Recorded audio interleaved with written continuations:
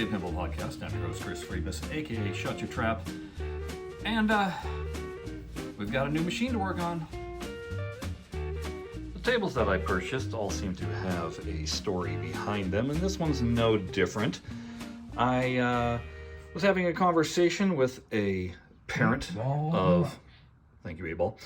With a parent of a friend of my son's, and got to talking about the fact that I ran a pinball podcast. I was really into pinball, and he went ahead and mentioned the fact that he had a pinball machine that didn't get much use anymore. So, of course, that led into the conversation of, well, maybe you want to get rid of it, and what would be a fair price, and all that jazz. And let's just say, somehow, I got this one for an utter steal at $600. Nice. But, as you can tell by this video, it's seen somewhere, right? I have no doubt that this at one time was a machine that was out en route. But the good news was it was completely playable. I tested it out, and it was functioning. So, with that being said, $600, let's go, right?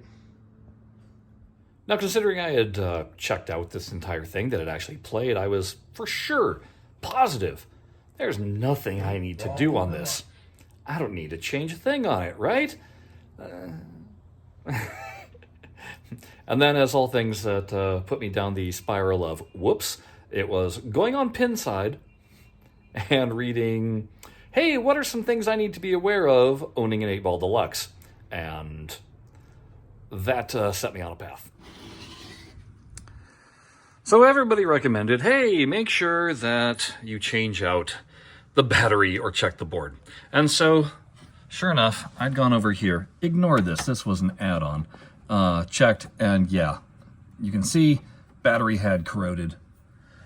Had it drip down into the light panel? No. So we were good there. The other thing everybody was saying was, hey, change out your connectors, or unplug and replug, make sure everything is connected. So these are new connectors, because, yeah, I went ahead and I changed out all my connectors for Molex plugs. Even did all of these over here. So, yeah, those all got changed too. And then I went and I hired an individual to come and give it a tune-up. They ran through, they installed the battery pack here, checked a couple of the capacitors and whatnot, did some minor changes. But, all that being said, I was still having issues on this machine.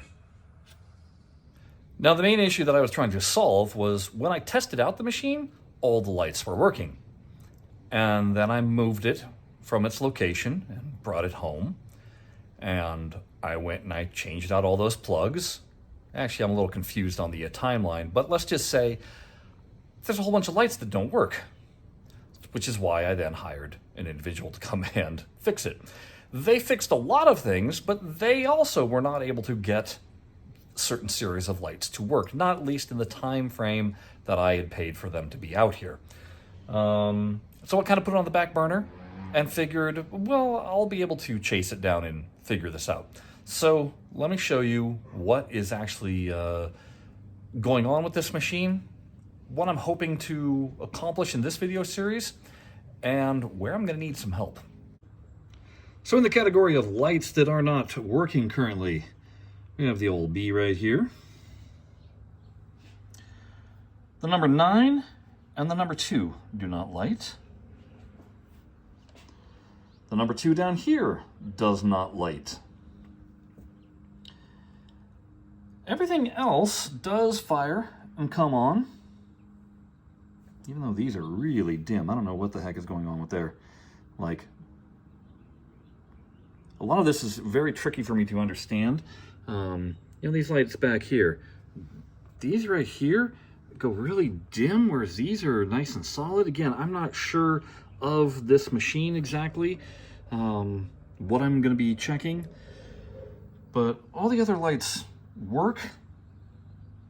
It's just that 9, and the 9, the 2, the 2, and that B. Interestingly enough, I think they're all on the same path, daisy chain or whatever. I one time had checked the schematics on that, and that was the case, except for I think the number 9 might just be a bad bad socket. So we'll have to find out. All right, what else needs working on?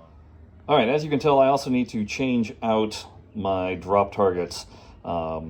This shouldn't be bad because I actually replaced the cues already. This one just snapped off while I was playing. And then all of these up here, these are just old. Same with that 8 over there. So I've got a whole new set of drop targets. We'll be replacing all of those. I did replace the caps already. Those are from Pinball Resource. These are beautiful. Love them a lot.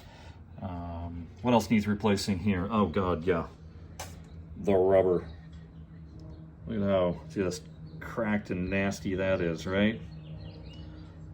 And I have replaced this rubber, so this is all going to get changed out to Titan rubber.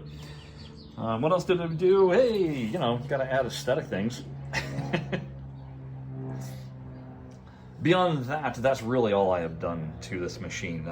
Yes, I have waxed it. There is no chance of me fixing any of this stuff.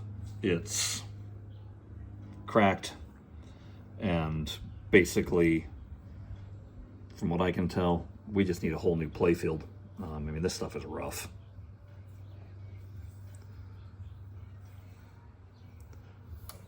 But I'm not going to be doing a playfield swap. The biggest offender is probably up here. Look at this gouge. Now, I think that's a gouge in the Mylar. Yeah, because this is Mylar right up here. But I'm not going to try and peel up the Mylar either. And start chalking. Something else that I was able to replace, because I have a friend that has a laser cutter, this big old plastic piece back here that goes underneath there, that is all brand new Lexan carved on a laser. Same with this over here, which had been broken. And the inner one also, I wound up changing. These go run the length here and there. And then we come down here, and my pinball guides, these were rather hammered and not good. So I think they were broken off of the tips, if I remember, on both sides.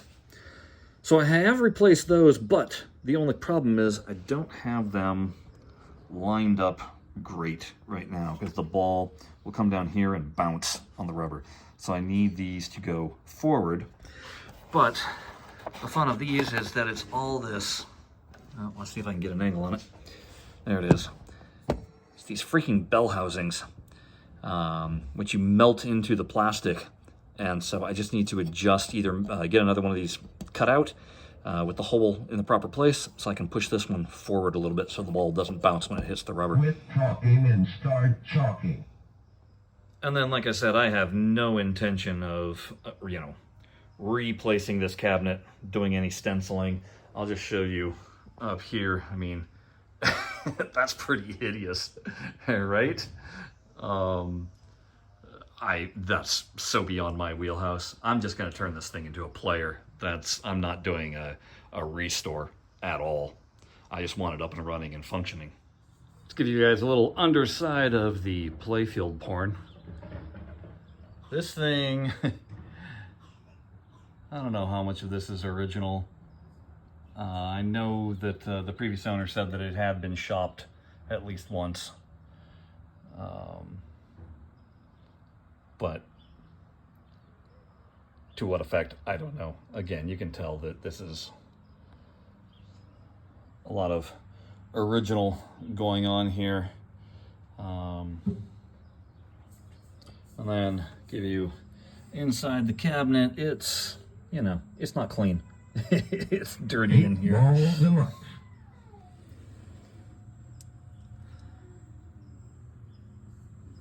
Certainly nothing amazing to write home about. How's that for a hammered ball? So we'll see if maybe I'll clean up some of this stuff if I can. But, I mean, it's good and dirty in there. There's no doubt about it.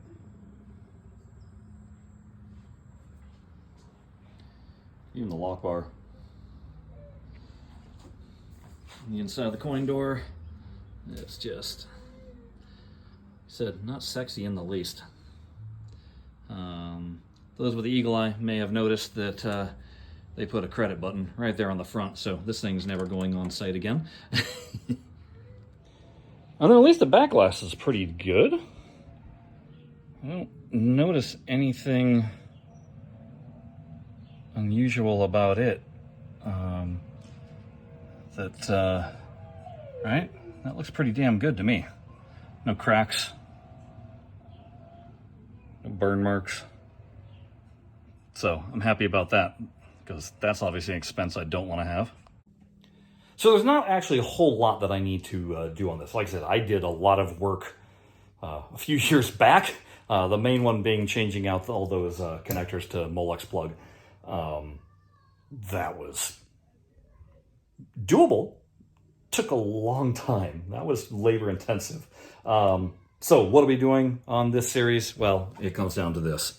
It's changing out the drop targets into fresh new drop targets, putting in new rubber. Maybe I will change the posts, buy new ones that are nice and fresh and not faded in color.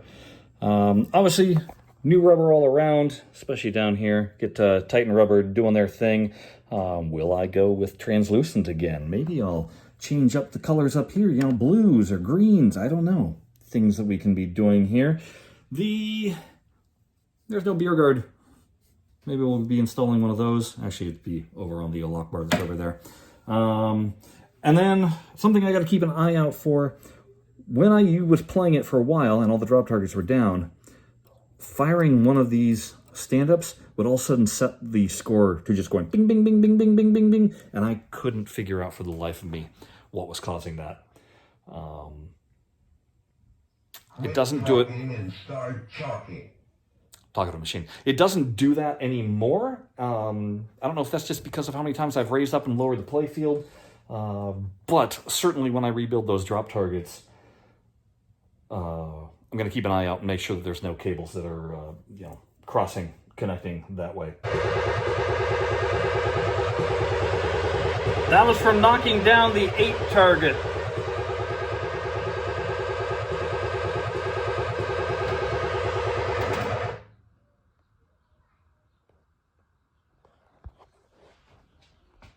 Yeah, that ain't right. We'll wax this playfield down again, get it all nice and good. Got a new ball to replace the old ball. And, yeah, that'll be pretty much about it. The main thing is getting these lights going, because, again, no 2, no 2, no 9. What the heck? Now the B is going. The B wasn't going. This is what I'm talking about. This machine's got some gremlins in it on the electrical front, and I honestly don't know where to even begin. So I would greatly appreciate any advice you have as to what to check. I'm going to learn to use my multimeter, which I've never bothered learning how to use. I desperately need to learn how to use it, because the sooner I get done with this machine, oh God, the sooner that I get to firepower. And firepower's a right mess.